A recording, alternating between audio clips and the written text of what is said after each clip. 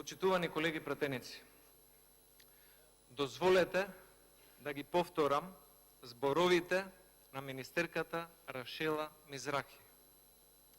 Не сум прекршила ни устав ни закон, мојата баба се борела за слободата на Република Македонија, јас сум горда еврејка од Македонија.